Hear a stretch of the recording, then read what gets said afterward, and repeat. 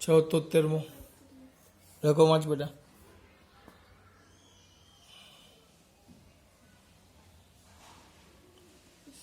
ચલો વાંચ. પરિપથમાંના કોઈ ઘટકને સમાંતર વિદ્યુત સ્થિતિમાનનો તફાવત ઉદ્ગમના ઈએમએફ કરતા ખાલી જગ્યામાં વધારે હોઈ શકે.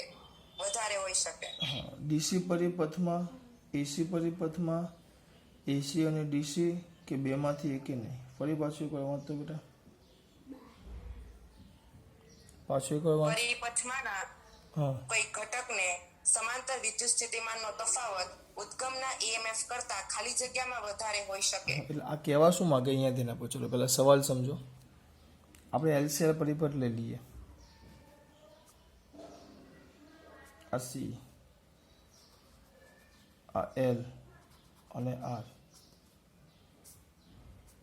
આ ઉદ્ગમ લીધો. તો એમ કહે છે આ ઘટકો છે, આ ઘટકો છે. તો એનું એવું કહેવું છે કે આ જે આપણો એસી ઉદ્ગમ છે, એસી ઉદ્ગમ એનો વોલ્ટેજ કંઈક સમથિંગ ધાર લો 220 છે,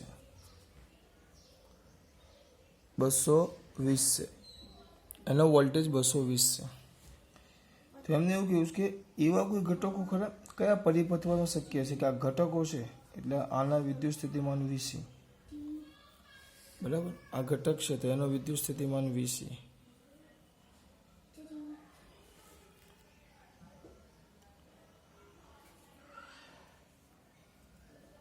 એનું વિદ્યુત સ્થિતિમાન વીસી, બરાબર.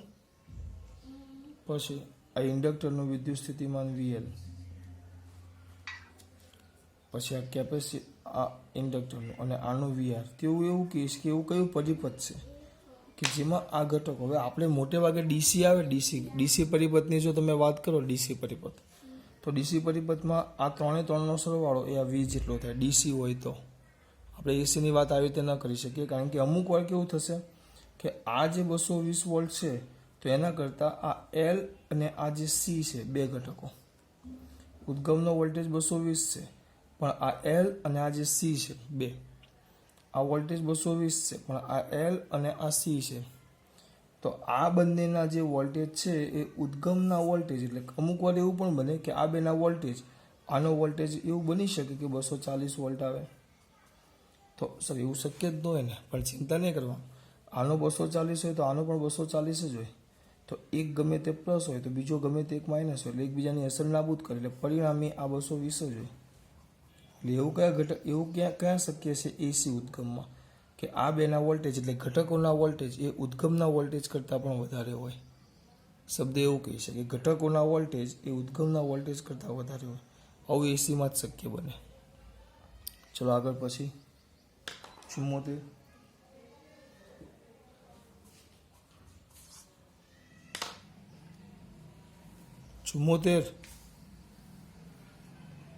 એલસીઆર એસી શ્રેણી પરિપથના ત્રણેય ઘટકોના બે છેડા વચ્ચેના વિદ્યુત સ્થિતિમાનના તફાવત અનુક્રમે વીએલ, વીસી અને વીઆર હોય તો એસી પ્રાપ્તિ સ્થાનોનો વોલ્ટેજ ખાલી જગ્યા હશે.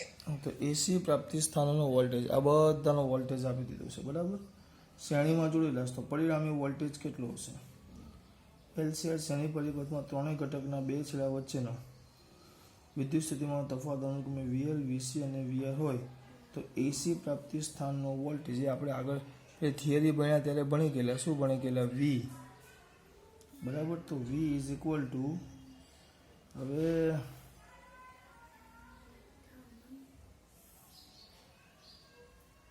વી ઇઝ ઇક્વલ ટુ, હવે આવ્યો વી બરાબર VL plus VC plus VR. આ સૂત્ર આવે ત્રણનો સરવાળા જેટલું. ચલો આગળ વાંચ. 75. માત્ર કેપેસિટર ધરાવતા એસી પરિપથમાં વોલ્ટેજ એ પ્રવાહ કરતા, પાછું માત્ર કેપેસિટર.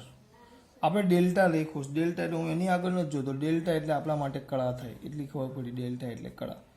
માત્ર કેપેસિટર છે, માત્ર કેપેસિટર. તો બૂમો પાડ્યો કેપેસિટરની કેપેસિટી વધારે, એટલે મેં શું, પ્લસ π/2.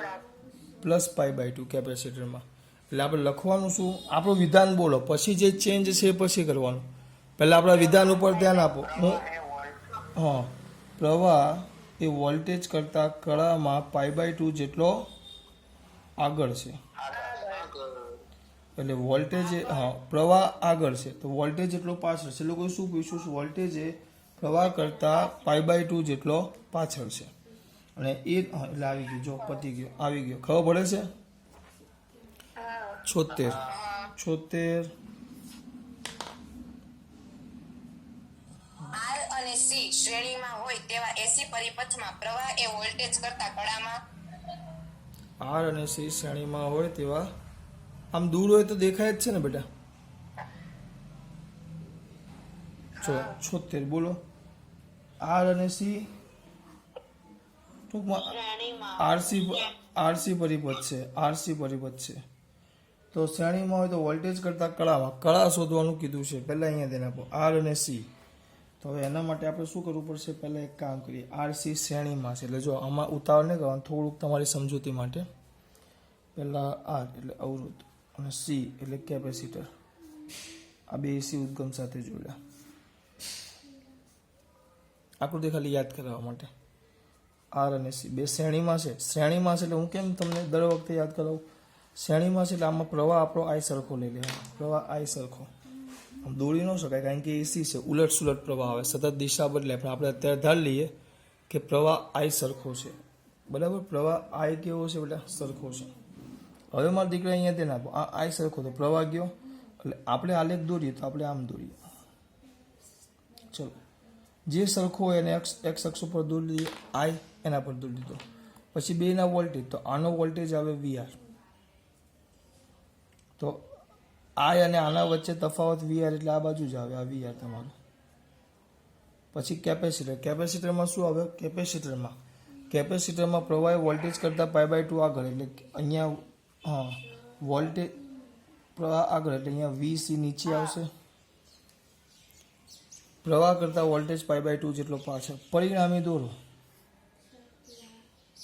પરિણામી આમ આવે તો આ તમારો થઈ ગયો પરિણામી વી. આ વી તો આ પરિણામી વી, આ ડેલ્ટા, આ પરિણામી વી થયો. તો એટલે હવે આપણે આલેખ વ્યવસ્થિત દોરીએ તો આપણો આ આઈ. હવે આરસી બે ભેગું છે એટલે આપણે વીઆર કે વીસી ન લેવાય, એનો પરિણામી આમ વી લેવો પડે, આ વી. અને આ જે છે ને એ ડેલ્ટા છે.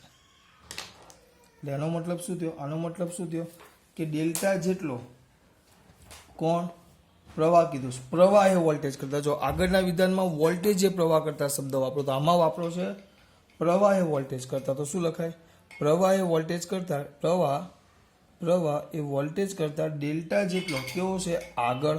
જો એના પહેલા છે એટલે આગળ આવે. પણ અંદર સૂત્રમાં ડેલ્ટાની કિંમત શું અને કીધી, તો આપણું સૂત્ર મૂકી દઉં 10 ડેલ્ટા.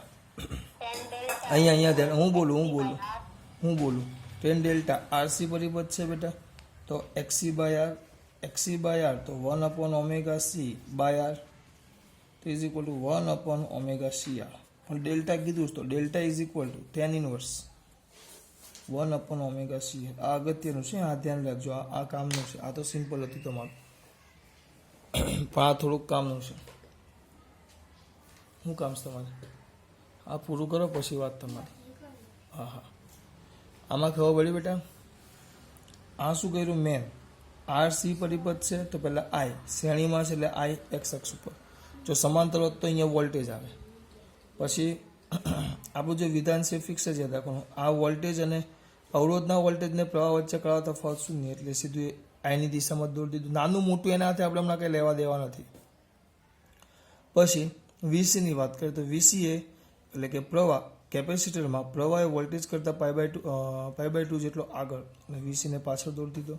પરિણામી દોરો તો આ વી આવે, કર્ણ એ પરિણામી વી થઈ જાય. તો આ પરિણામી વી એટલે આ ડેલ્ટા થયો. તો આ વોલ્ટેજ છે એ આ પ્રવાહ કરતાં, આ વોલ્ટેજ છે પ્રવાહ કરતાં, જો આ વોલ્ટેજ એ પ્રવાહ કરતાં ક્યાં છે આગળ છે. વોલ્ટેજ અહીંયા જ પ્રવાહ આગળ છે, ડેલ્ટા જેટલો આગળ છે. પછી ડેલ્ટાનું આપણે સૂત્ર મૂકી દીધું. બાળકો જાગો છો? હા, ચલો હવે કયો આવ્યા? 76 આવ્યા ને 77. બોલો મારા દીકરાઓ 77. એલસી શ્રેણી બોલ. એલસી શ્રેણી એસી પરિપથમાં જો omega L is greater than 1/ωc હોય તો પ્રવાહે એ વોલ્ટેજ કરતા કડામાં ચલો હવે જોવું પડશે પાછું. હમણાં જે દોરેવું એલ સી છે અને એમાં મોટો કોણ કીધો છે? ઓમેગા એલ મોટો છે 1/ωc. ઓમેગા એલ એ મોટો છે 1/ωc. તો આર તો આપણે આવે જ નહીં આમાં. હવે ઝેડ વાળો ભાગ જો તમને વી વોલ્ટેજ કોની અસર વધુ હે બેટા અસર એટલે ઓમેગા એલ મોટો છે. જો ઓમેગા એલ મોટો છે કોના કરતા? 1/ωc કરતા. એટલે ટૂંકમાં એક્સએલ મોટો છે એક્સસી કરતા. પણ આમાં કિંમત આપી છે બેટા અવરોધની. ચલો હવે એક કામ કરો, આપણે હમણાં ઘણું બધું ભણ્યા તેના પરથી પાછું એકવાર કહી દઈએ. એકવાર પાછું રમી લઈએ આપણે. જો તમે અહીંયાથી નાખો આ અક્ષ લ્યો, અક્ષ તમારા માટે બેટા. તો શ્રેણીમાં જોડાણ હોય, 3 શ્રેણીમાં હોય, 3 શ્રેણીમાં, તો આ તમારો પ્રવાહ આઈ જે ચોક્કસ દિશામાં અહીંયા આવી જાય. આઈ અહીંયા આવે.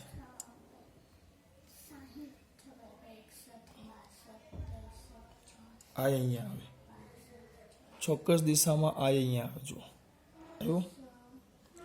પછી વોલ્ટેજ આપણે અત્યારે હું વોલ્ટેજ દર્શાવું. વોલ્ટેજ જુદા જુદા છે તો આપણે કાલે ભણી ગયા. અહીંયા આવે વીઆર. કેપેસિટર હમણાં જ ભણે. અહીંયા આવશે વીસી ને આ બાજુ આવે વીએલ. હવે આ જ વસ્તુ આ એલસીઆર લે. હું અત્યારે એલસીઆરની વાત કરું છું. એલસીઆર હું અત્યારે એલસીઆરની વાત કરું છું. વિચારો આ 3 ઘટકો શ્રેણીના જગ્યાએ સમાંતર હોય. સમાંતર તો કાલે આપણે ચલાવેલું છે, યાદ કરો. વોલ્ટેજ એક્સ અક્ષ ઉપર, હા વોલ્ટેજ સમાન વી એક્સ અક્ષ ઉપર આવે. વોલ્ટેજ વી એક્સ અક્ષ ઉપર આવે.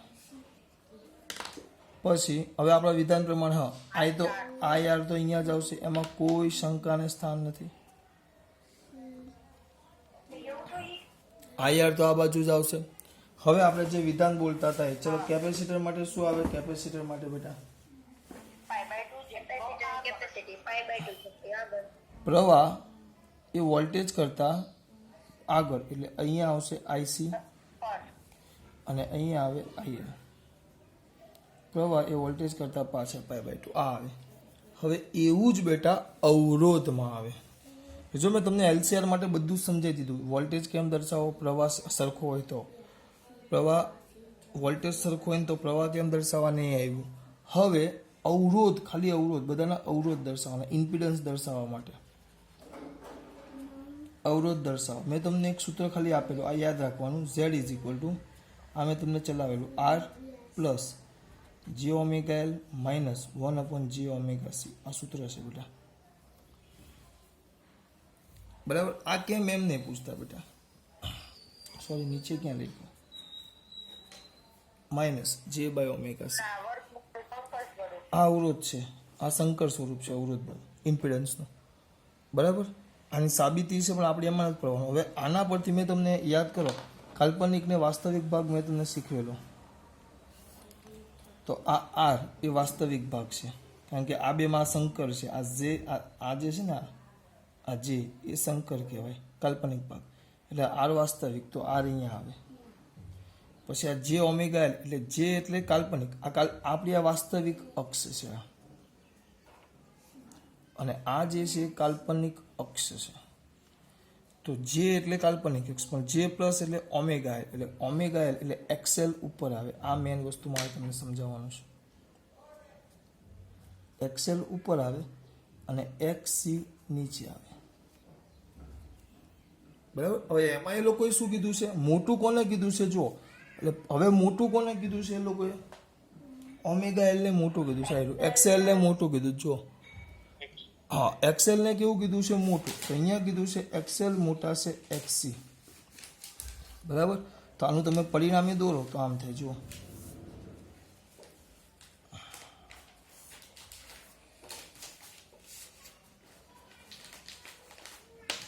આ તમારો આર. હવે અહીંયા ઉપર દોરો, આ સાઈડમાં દોરું છું. આ તમારો એક્સેલ આટલો અને નીચે આટલો એક્સી, નાનો દોર્યો એક્સી, બરાબર. આટલો ભાગ એક્સી છે, આટલો ભાગ એક્સેલ છે. એક્સેલ મોટો છે તો પરિણામે ઉપર આ ભાગ થાય એક્સેલ માઇનસ એક્સી, કારણ કે આ જેટલો પ્લસ એટલો આ માઇનસ, આને બાદ કરો તો આવે. અને આને આમ જોઈન્ટ કરી નાખો. 2 મિનિટ બેટા.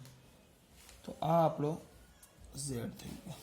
તો આ ડેલ્ટા આવ્યો. તો ડેલ્ટા ક્યાં આવ્યો? ઉપર આવ્યો. જો ડેલ્ટા પ્લસ આવ્યો, પ્લસ ડેલ્ટા પ્લસ એટલે લખવાનું વોલ્ટેજ કરતા પ્રવાહ ડેલ્ટા જેટલો આગળ છે.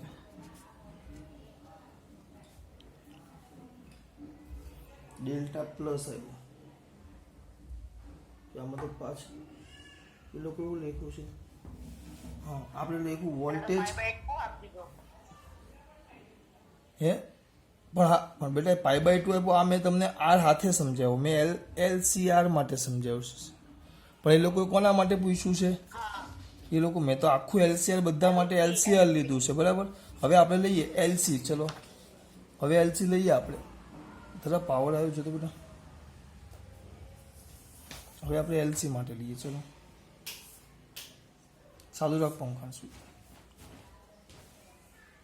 હવે LC ની વાત કરીએ મારા દીકરાઓ, તો LC માં શું થાય? કયો ફટાફટ. ચલો L તો ખાલી અહીંયા ઉપર આખું દોરું. ચલો આ તમારું એક્સેલ અને એક્સી. એક્સી આવ્યું. એક્સેલ ને શું આવ્યું બેટા? એક્સી. તો ફરી આ નાનું કરવાનું હતું, મોટું દોર. આ નાનું છે એવું ધ્યાન રાખો, આટલું જ છે. ચલો આ નથી. તો ઉપર આવશે શું આવશે બેટા? એક્સેલ માઇનસ એક્સી, આટલો ભાગ. તો આ કળા કેટલો થઈ ગયો?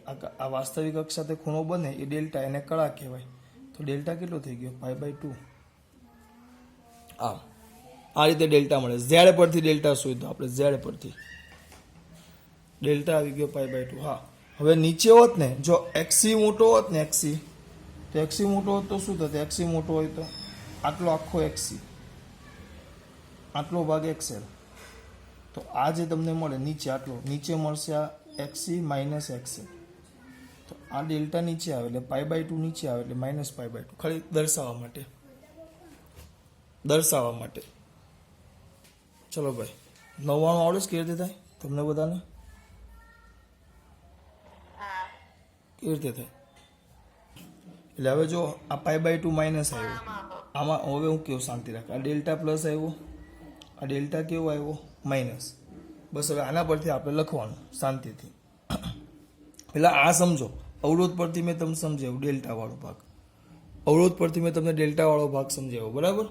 હવે એ લોકોના જવાબ હું તેને આપું. બધા π/2 આગળ પાછળ આગળ એમ આપ્યું છે. પણ આપણે મેન તો પેલું જોવાનું, પ્રવાહ એ વોલ્ટેજ કરતા, એ મેન વસ્તુ છે. તો પ્રવાહ એ વોલ્ટેજ કરતા કળામાં કેટલો બેટા? π/2. આ જે π/2 ઓરિજિનલ જવાબ આવ્યો, બરાબર. તો π/2 જેટલો શું થશે બેટા? પાછળ થશે. પ્રવાહ એ વોલ્ટેજ કરતા π/2 જેટલો કેવો થશે? આ આપણે આ છે ને, આ પાછળ થાય.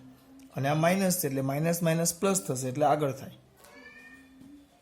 કારણ કે હવે આ જૂની ચોપડી આમાં શું છે બેટા? આ વોલ્ટેજ વાળું નથી. તમને આ ટોપિક આપ્યો જ નથી એટલે તમને આમાં વધારે લોચો થાય. જો આ એક મિનિટ, જો હું એમ આવે V = VM, એમાં સૂત્ર આવા હતા cos ωt, આ પહેલું હતું. અને પછી I = Im, સૂત્ર આવા હતા બેટા cos ωt માઇનસ ડેલ્ટા. એના સૂત્ર હતા. જોજો. તો હવે આ સૂત્રમાં તમે એના સૂત્ર હતા અને આ ડેલ્ટા આપણે શોધ્યો ઝેડ પરથી.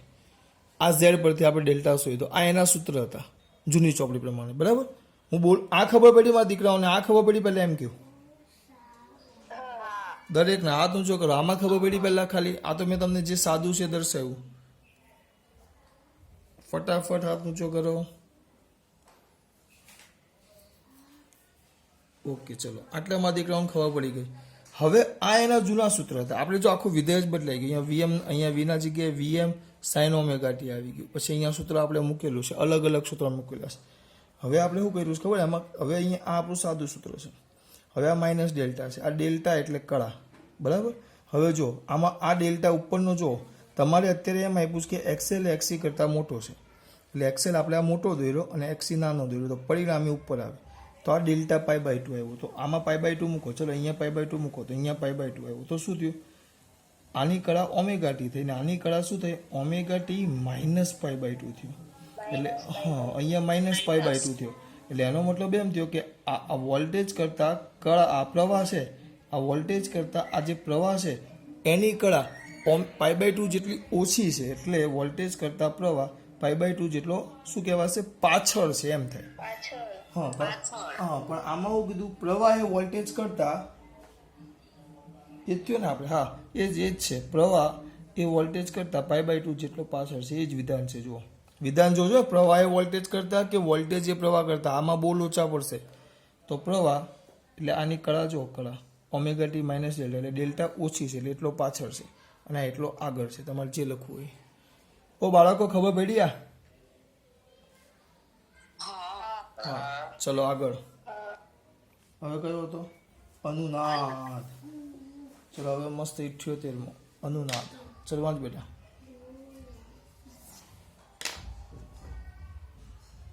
LCR એસી શ્રેણી પરિપથમાં ઓમેગાના કયા મૂલ્ય માટે પરિપથમાં પ્રવાહ મહત્તમ મળે? ચલો, પ્રવાહ મહત્તમ મળે. અનુનાદ એટલે મારા દીકરાઓને યાદ છે? પહેલા કોઈ કહેશે મારો દીકરો અનુનાદ એટલે શું? XC બરાબર XL. એમ નહીં. અનુનાદ એટલે યાદ રાખવાનું, આ કોઈ તંત્ર છે. મેં મોબાઈલની વાત કરેલી. હું અનુનાદ એટલે આટલી વસ્તુ યાદ મારા મગજમાં આવે આવે આવે આવે આવે અને આવે જ કે આ મોબાઈલ છે અથવા આ કોઈ સિસ્ટમ છે. અને આવૃત્તિ મહત્તમ થાય. હું બોલું ખોટી વાત બેટા, એકદમ ખોટી વાત, ખોટી વાત. હા, ધ્યાન રાખો. આ જે સિસ્ટમ છે તો સિસ્ટમની પોતાની આવૃત્તિ, સ્પીકર બંધ બધાના, હું પૂછું ત્યારે જવાબ આપવાનો, બરાબર. આ સિસ્ટમની આવૃત્તિ અને આ બાહ્ય કોઈક સિગ્નલ છે, આ સિગ્નલ એટલે બાહ્ય આવૃત્તિ, એક્સટર્નલ, એક્સ કરી નાખું છું ખાલી. એટલે બાહ્ય ફ્રીક્વન્સી અને સિસ્ટમની પોતાની આવૃત્તિ, આ બંને જ્યારે એક સરખી થાય એટલે કે એફએસ બરાબર એફએક્સ, એટલે તંત્રની પોતાની આવૃત્તિ અને બાહ્ય, જૂની ચોપડીમાં બળ લખતા પણ બળ ન કહેવાય, આપણે સિગ્નલ લઈ લઈએ, કોઈ પણ સિગ્નલની આવૃત્તિ, આ બંને એક સરખી થાય, આ બંને આવૃત્તિ એક સરખી થાય ત્યારે તંત્ર મહત્તમ કંપ વિસ્તારથી તંત્ર ત્યારે દોલનો કરે. તંત્ર ત્યારે મહત્તમ કંપ વિસ્તારથી દોલનો કરે.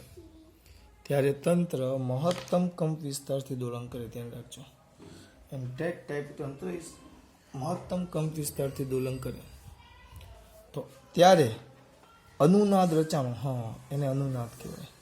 અને એના માટે આપણે જે ઝેડ હતો, ઝેડ યાદ રાખવાનો, ઝેડ બેટા. જો મહત્તમ કંપ વિસ્તારથી દોલન કરે મારા દીકરા, તો ઝેડ ઇઝ ઇક્વલ ટુ વર્ગમૂળ, હું આટલી વસ્તુ યાદ રાખું, બીજું આમાં કંઈ વધારે કામનું છે જ નહીં. આર સ્ક્વેર પ્લસ હવે એવું લખીએ એક્સી, તમારે એક્સી આવી ગયું ને, એક્સી માઇનસ એક્સએલ હોલ સ્ક્વેર, બરાબર. તો કયો હોવું ન જોઈએ? જો આ જે કાલ્પનિક ભાગ છે, આટલી વસ્તુ દર વખતે યાદ રાખો, આ જે કાલ્પનિક ભાગ છે બેટા, આ કાલ્પનિક ભાગ યાદ રાખવાનો, વિધાન પણ યાદ રાખવાનું, ખાલી ભાગ નહીં, કાલ્પનિક ભાગ. આ કાલ્પનિક ભાગ શૂન્ય થવો જોઈએ. જો આ કાલ્પનિક ભાગ શૂન્ય થાય, બરાબર. આ કાલ્પનિક ભાગ કેટલો થાય બેટા? શૂન્ય. તો કાલ્પનિક ભાગ શૂન્ય થાય, Z is equal to R થઈ જશે. એટલે ઝેડ જ્યારે કાલ્પનિક ભાગ શૂન્ય થાય ત્યારે ઝેડ લઘુત્તમ થાય, મિનિમમ. અને ઝેડ લઘુત્તમ થાય તો આપણો પ્રવાહ IRMS, તો IRMS is equal to VRMS by Z થાય. પણ આ ઝેડ મિનિમમ થયો છે, છેદ નાનામાં નાનો થયો, એટલે પ્રવાહ IRMS મેક્સિમમ થાય. અને મેક્સિમમ થાય ત્યારે મેં તમને વાત કરેલી કે ત્યારે આ જે તંત્રની બે આવૃત્તિ એક સરખી થાય, તંત્ર અનુનાદ આવે. એટલે આ બંને સિગ્નલો વચ્ચે અનુનાદ સર્જાય એટલે તમને આ જે બાહ્ય જે ફ્રીક્વન્સી હોય કે ભાઈ 98.3, તો એ તમને સંભળાય. તમે ગીત મસ્ત ઢીંચાંગ કરતા ગીત સાંભળી શકો. આ અનુનાદની વાત હતી, બરાબર. આ અનુનાદની વાત હતી. ચલો જોશું આપણે આગળ. એટલે 78મો સવાલ શું કીધો છે? હા, ત્યારે આ શરત કઈ આવે? આ ક્યારે થાય? જ્યારે XC બરાબર XL આ શરત આવે. તો અહીંયા લખી નાખું છું. ત્યારે XC બરાબર XL હોય. તો XC બરાબર XL હોય એટલે 1/ωc is equal two omega L. Therefore omega square is equal to 1/LC. Therefore omega is equal to 1/√LC. આ સૂત્ર તમારે આવી ગયું. આગળ ચલો બેટા, કયો નંબર હતો દીકરા? પાગલ નહીં હવે. એક મિનિટ હે ભાઈ, અમારા દિમાગ 79. કેમ લખાય 79 બેટા? તારા 79 કેમ લખાય? 79 કેમ લખાય? 79 એક બોલો ને ભાઈ. 29.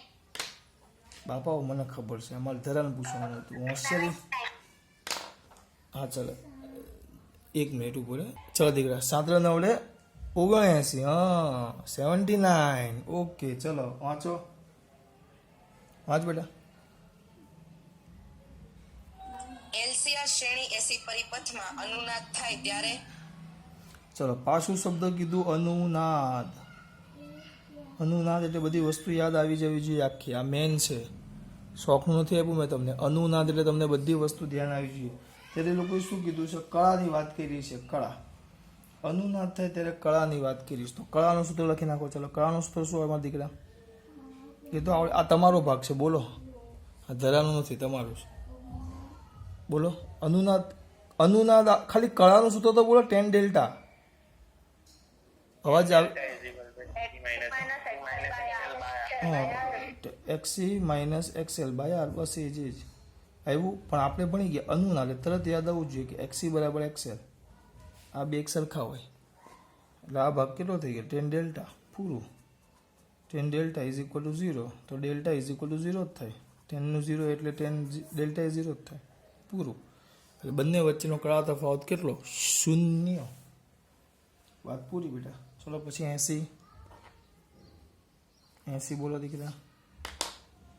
LCR શ્રેણી એસી પરિપથમાં અનુનાદની સ્થિતિમાં LC અને R ના દરેક બે છેડા વચ્ચેના વોલ્ટેજ 10 વોલ્ટ મળે છે. જો અવરોધનું મૂલ્ય અડધું કરવામાં આવે તો LC અને R વચ્ચેના બે છેડા વચ્ચે મળતા વોલ્ટેજ અનુક્રમે ખાલી જગ્યા. અવરોધનું મૂલ્ય કેવું કરવાનું કીધું? અડધું. તો બધું શોધવાનું તમને પાછું કીધું છે ભાઈ. શું આવશે કયો? પહેલા શબ્દ વાપરો છે, એના પર ધ્યાન આપો. મને એક શબ્દ ગમ્યો, કયો બેટા? અનુનાદ. અનુનાદમાં તમે ભણી ગયા કે XC બરાબર XL હોય. આ બંને ટૂંકમાં કેપેસિટર અને સાથે સાથે આ ઇન્ડક્ટર જે છે, ઇન્ડક્ટર કંડક્ટર, આ બંને એકબીજાની અસર નાબૂદ કરે.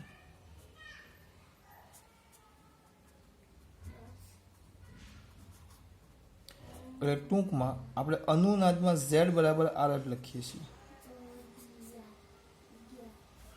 અનુનાદ પરિસ્થિતિમાં Z બરાબર R જ છે. એટલે અનુનાદ જ્યારે થતું હોય ત્યારે આપણા માટે Z એટલે R જ છે. એટલે અવરોધ R જ છે. ટૂંકમાં ભલે ઘટકમાં L, C, R 3 હોય, પણ અસરકારક તો કોણ છે? માત્ર R.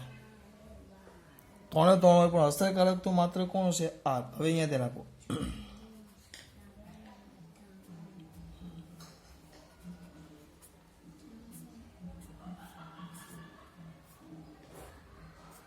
અવરોધમાં ખાલી R જ છે. હવે પહેલા પ્રવાહ કેટલો હતો? જો ધ્યાન આપજો. અહીંયા ધ્યાન બેટા, અહીંયા ધ્યાન આપજો. પ્રવાહ I. સુપર ગરમી લાગે છે. I. ચલો વાંધો નહીં. I બરાબર આપણે ભણી ગયા. I બરાબર શું આવે બેટા? IRMS. તો V બાય R જ આવે. આમ V બાય Z આવે, પણ અનુનાદ છે એટલે V બાય R જ આવે. હવે લોકો એમ કહે છે, હું બોલું છું કે ખબર પડે છે મારા દીકરાઓને? અહીંયા વોલ્ટેજ છે બદલતા નથી. આ વોલ્ટેજ V ફિક્સ જ છે. વોલ્ટેજ V ફિક્સ જ છે, બરાબર. હવે I ઇઝ ઇક્વલ ટુ શું થશે? V by R. I is equal to V by R. હવે અહીંયા ધ્યાન આપજો. I is equal to V by R. એમાં કોઈ શંકાનું સ્થાન નથી. વોલ્ટેજ અચળ છે એટલે I ચલે છે 1/R આવશે. અવરોધના વ્યસ્ત પ્રમાણમાં પ્રવાહ આવે. હવે અવરોધ તમને કેવો કરવાનું કીધું છે બેટા? પહેલા કેટલો હતો? બે છેડા અવરોધના બે છેડા વચ્ચેનો વોલ્ટેજ 10 વોલ્ટ છે. અવરોધનું મૂલ્ય અડધું કરવામાં આવે તો એલસીઆરના એલસી અને આર પહેલા 3 ના 1 મિનિટ શું કીધું છે? અનુનાદની સ્થિતિ છે એલસીઆર શ્રેણી વાતો લખો એટલે મારે હોદવા જવી પડે છે. એલસીઆર શ્રેણી એસી પરિપથમાં અનુનાદની સ્થિતિમાં એલ સી અને આર ના દરેકના બે છેડા વચ્ચેના વોલ્ટેજ 10 વોલ્ટ મળે છે. જો અવરોધનું મૂલ્ય અડધું કરવામાં આવે તો એલ સી અને આર ના બે છેડા વચ્ચે મળતા વોલ્ટેજ અનુક્રમે જો પહેલા છે ને આ બધા 10 જ આપ્યા છે. પહેલા બધા 10 આપ્યા છે, 10 વોલ્ટ છે દરેકના છેડે, બરાબર. હવે આ આઈ ચલે છે 1/r. હવે લોકો કહે છે કે હવે જે તમારો આર દેશ છે ને એ r/2 લઈ લો, અડધો. તો હવે જે નવો પ્રવાહ આવશે આઈ દેશ એ કેવો થશે? બમણો થઈ જાય, 2i થઈ જાય, બરાબર. હવે અહીંયા એ બમણો થઈ ગયો. પાછી એ જ આકૃતિ દોરો, પાછી આની જ આકૃતિ દોરો મારા દીકરાઓ. આમ